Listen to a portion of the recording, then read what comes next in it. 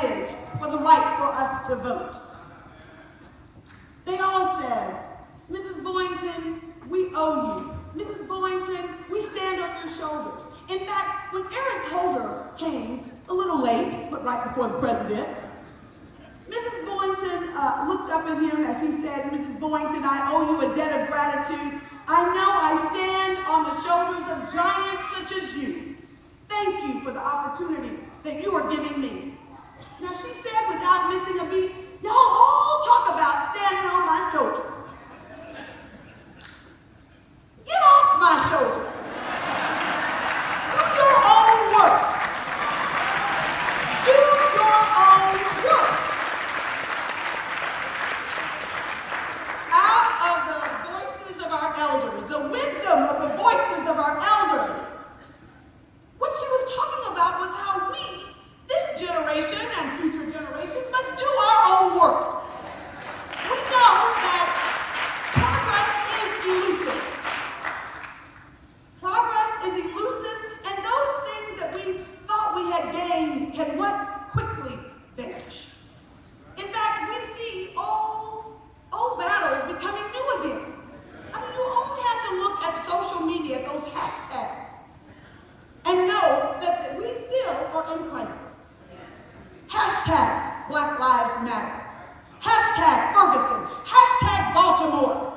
Hashtag the burning of black churches.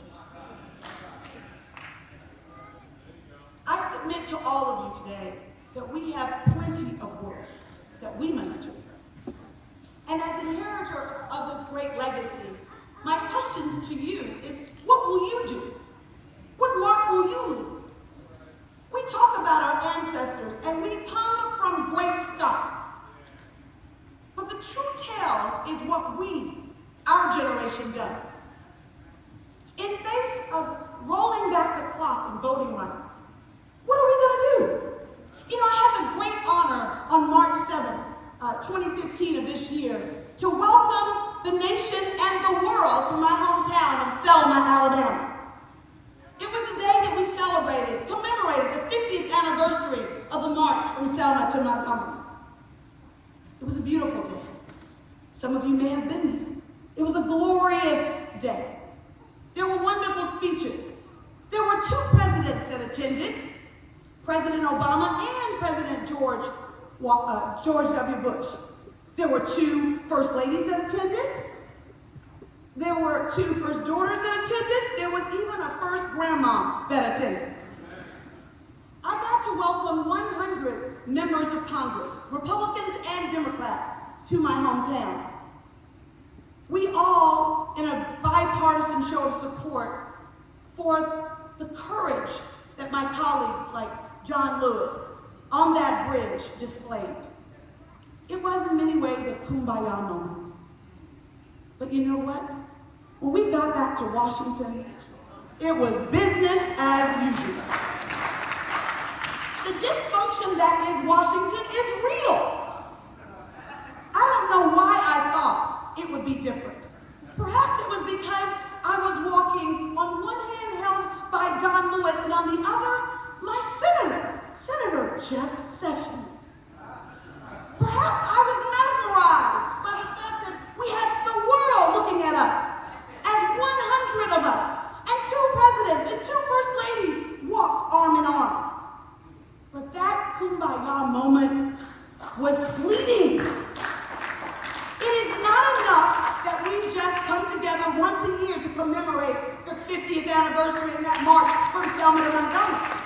It's not enough that year after year, John Lewis and he leads a delegation, a pilgrimage that many may have taken from Selma to Montgomery. He takes a whole bus, 3 buses, 2 planes, to Selma. And it's so ironic to me because for me, I used to be that person who was the usher, holding the plate, like some of those young girls that I just saw today. So way before I was a member of Congress, I had to believe that I could be a member of Congress. I had to know in my mind that I could do this way before I actually ran. And I want you to know that by growing up in Brown Chapel, AME Church, I I got to witness history.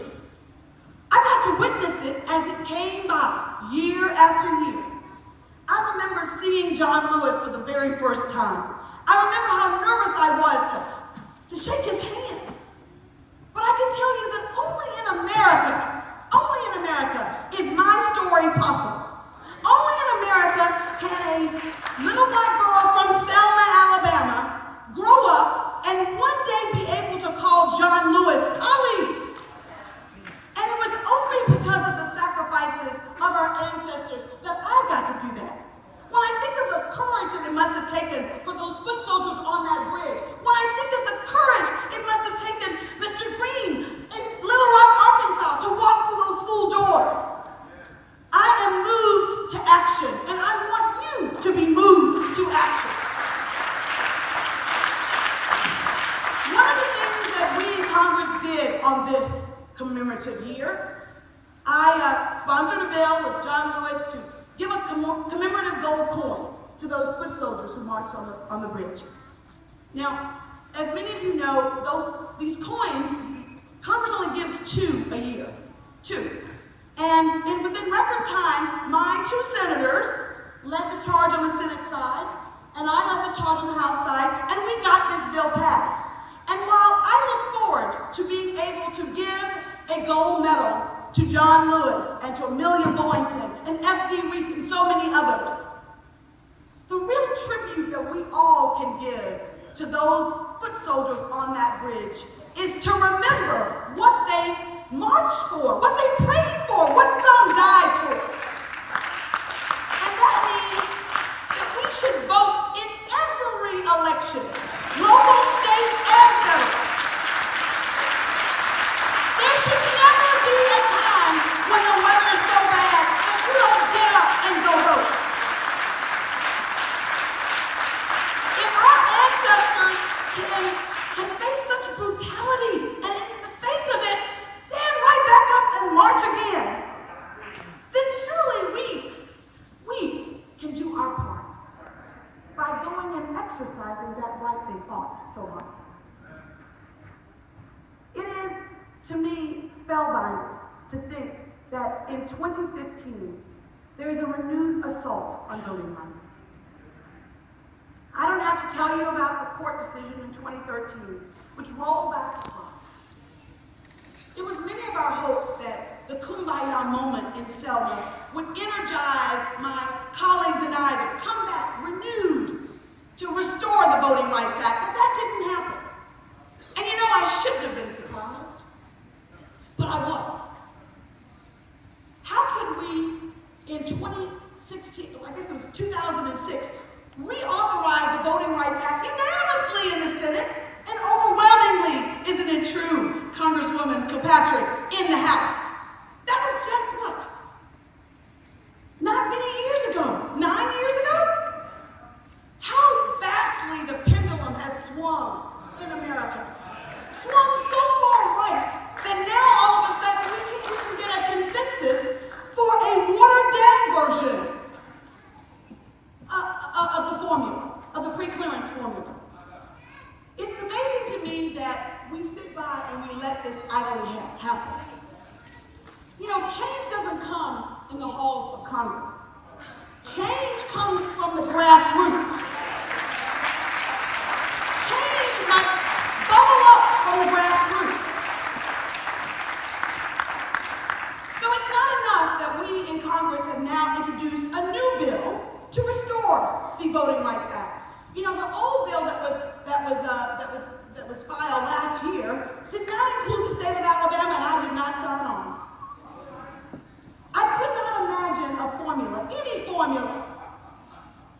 any modern day formula by which we would judge how a state would get pre-clearance. The whole state would have to be clear. I couldn't imagine that not including my state of Alabama. After all, it was Alabama that brought us the right to vote, and it was Shelby, Alabama, that unwound it. So Senator Leahy and I and a whole bunch of civil rights activists got together and we came up with a bill, and we introduced it on the 2nd anniversary of the Shelby decision. So 2 weeks ago, we introduced that bill.